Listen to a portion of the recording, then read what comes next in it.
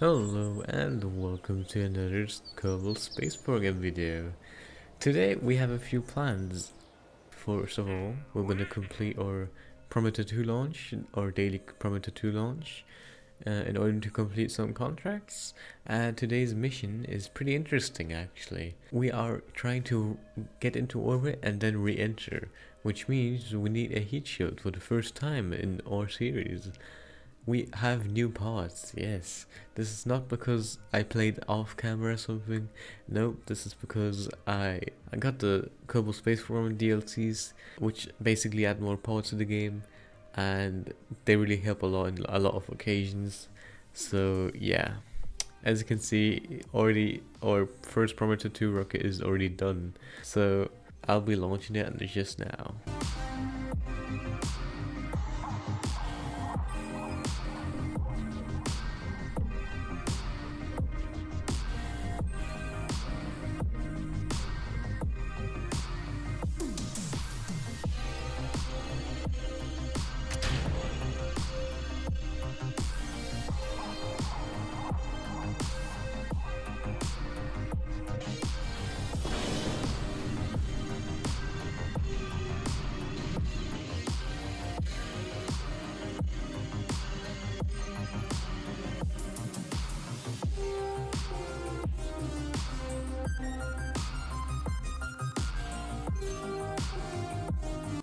Of course, we had no problem with that mission, so we could already move on to the next mission.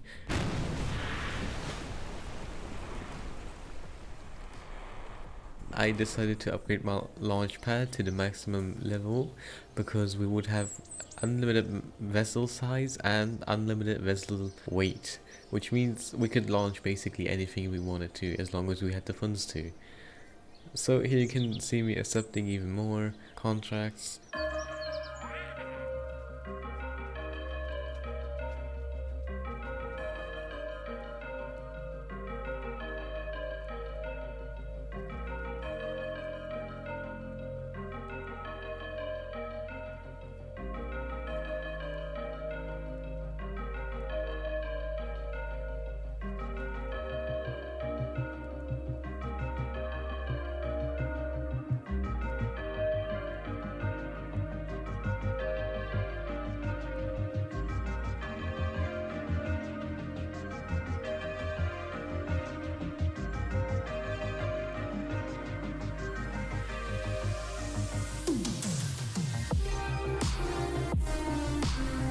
And we have another mission rocket, contract rocket, whatever you call it.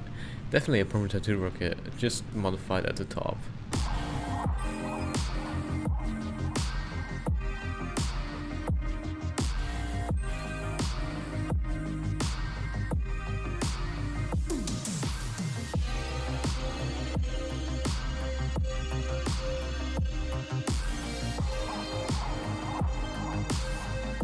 And there we have it.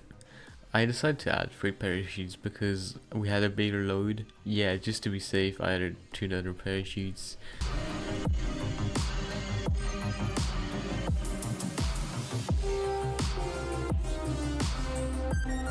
And here you can see me doing temperature scans in our only working satellite currently. We will maybe fix that in the next episode and add another satellite or 2 maybe, who knows. But yeah, as you can see here, we're currently accepting a contract, which is to explore Earth. And that's what I was talking about earlier. We have to return to Earth from orbit, so we have to re-enter and we need a heat shield for that. But before we do that, I decided to do our Hopper 1 mission, which I already told you guys about early on. So for those of you that don't know what I meant by that, a Hopper 1 mission, the Hopper 1 mission is basically going to be a literal hopper who's not going anywhere high, who's instead going horizontal, and it'll go between the KSC's whatever buildings are there, because if you didn't know, each of them has their own science area.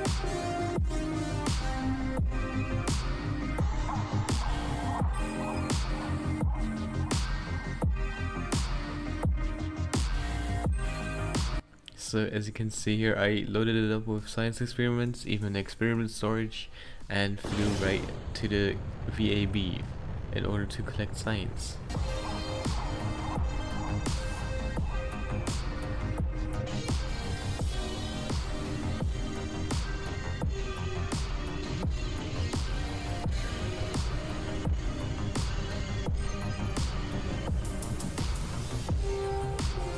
So as I said just now, there's in every spot of the KSC you can actually gain science, which is actually going to be really useful because we need science a lot. So yeah, you may see us be in near here more often in this episode, and as you can see we're currently flying more up in order to keep our altitude, because I'm not trying to land at the bottom there in the shadow, I'm trying to land on a helipad there. Why? I don't know, because I think we have to be there in order for it to count that we're actually on the VAB, so we can actually do our experiments.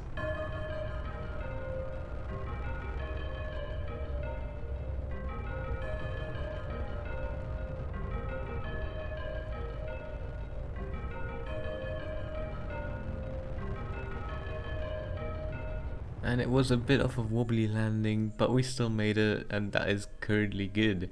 And as you can see here, I'm currently running my experiments, and I decided to not run another like flight because this is the first time I'm testing the hopper one, and it was just to demonstrate it.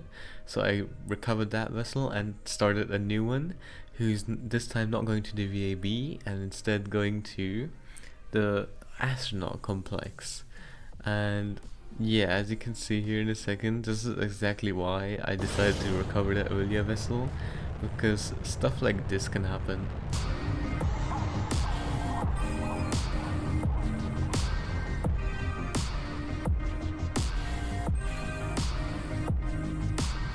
But I actually did manage to save myself, which was kind of a saver for us because we would have lost a lot of funds and experiments essentially, yeah. And but as you can see here, I did actually manage to land.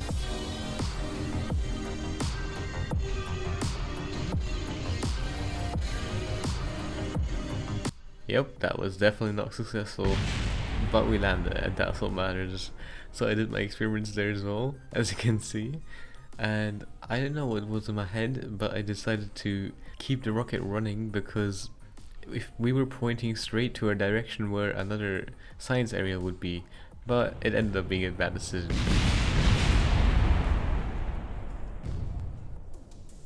And we actually jumped, but that really risked the life of a vessel, but luckily one of our batteries only exploded and therefore was like a lifesaver for us. So after that, obviously we didn't have any rocket anymore, so I decided to just recover the vessel, and I was honestly just happy that we kept the experiments because that's what the main part of the mission was.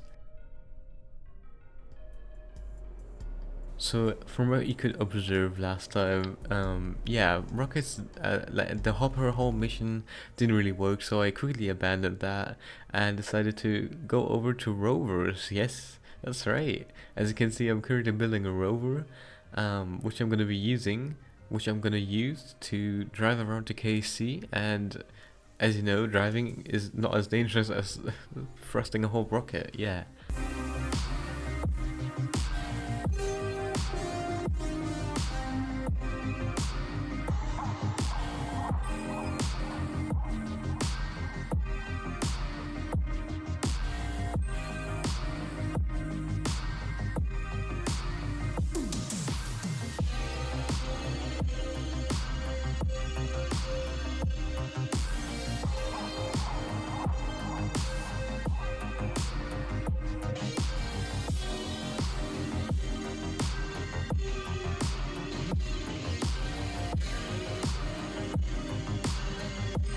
So I called this Jebba 1 because in contribution to Jebediah Kerman, who sadly died in episode 1.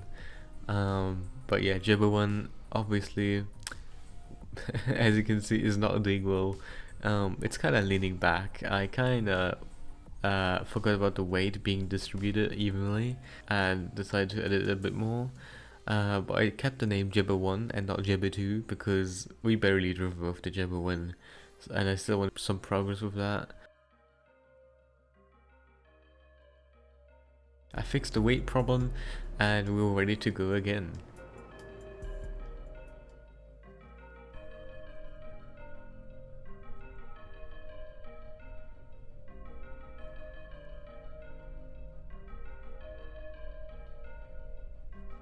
And as you can see, we could successfully drive, and yeah, the steering works as well. So the steering was actually inverted, so I had to like go reverse really quick. But here you can see us driving Jabba 1, and the first stop and only stop in this mission is the SPH, the spaceplane hangar. Why is it the only area we're going to be visiting?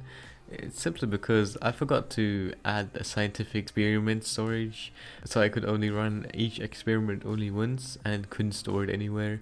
So as you can see, I'll be recovering my vessel here in a second and fix that issue.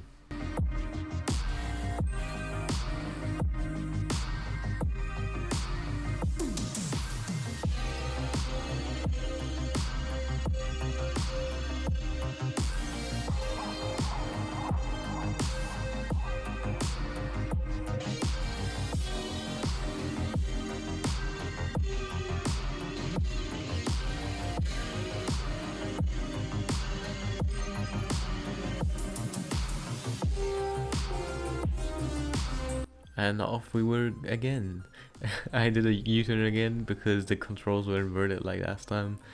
And yeah, this time we could actually drive around freely without having any troubles. Everything was right. I noticed if we brake too hard or like steer too harsh, it can easily get out of control. So I had to drive really carefully in order to hold this in control. So actually, here we are at our astronaut complex, getting science right now. And if you didn't know, the flagpole at the KSP is actually a very own scientific area where you can gain science from. This is actually not known by a lot of people, but here you know now.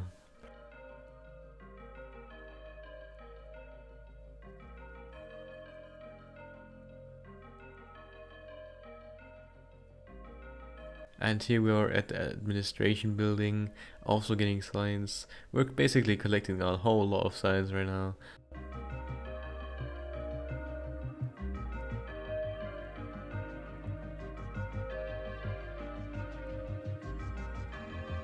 Here we are at the research and development area.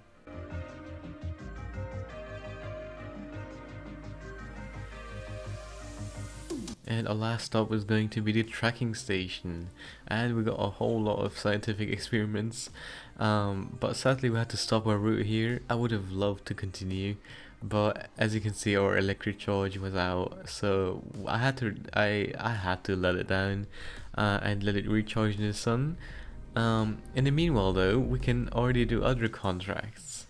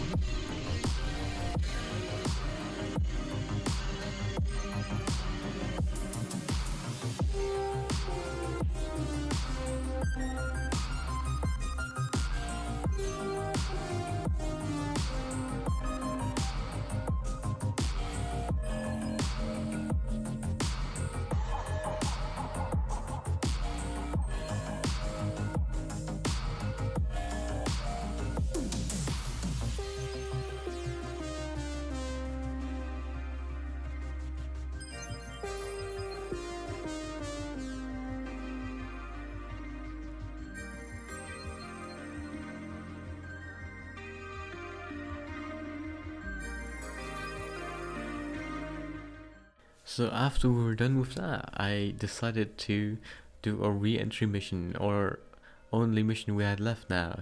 And I added a heat shield, as you can see, and I just used a normal Cobb 1 satellite with along a scientific science junior in order to allow us to get more science. And yeah, I didn't do much changes to it. I just added a bit more delta V to it because of the extra weight we were now carrying. But other than that, I also added wings on the bottom in order to have more drag, and Yeah, this was basically the Corp 2 rocket, what you're saying right here. I added a few modifications and it's actually able to return from orbit if something should really go wrong. And for those of you that don't know what a re-entry is, it's basically going to orbit, like going to a stable orbit of Kerbin, and then returning to Earth from that orbit if you didn't pay attention early on. So yeah, we will re-enter the atmosphere, you heard that right. So it'll get hot, that's why I put the heater there.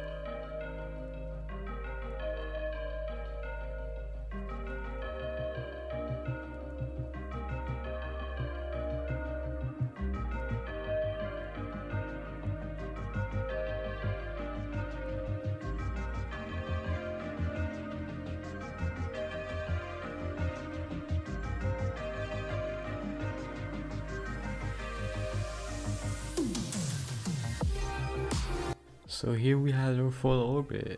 So now we obviously have to deorbit. So it kind of feels like we did this for no purpose.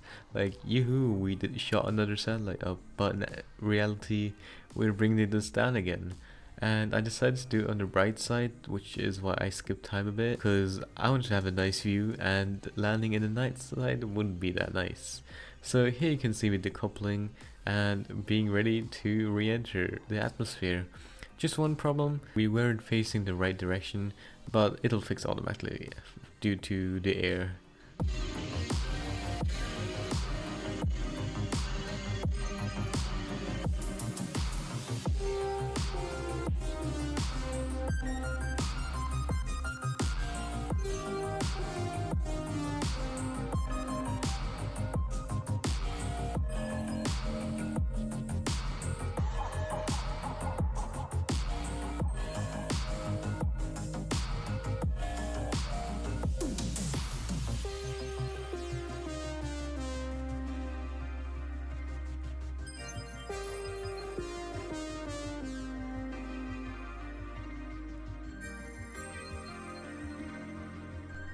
And we've actually survived. Our parachute deployed perfectly and we landed near Australia, which is kind of far away from where we started from, but it's better than enemy territory. So as you can see here, our next big contract is explore the moon, which is a flyby, but we're not gonna do that next episode because it's too hard. But anyways, this was it for today. So I hope you had fun and I see you guys next time. Bye bye.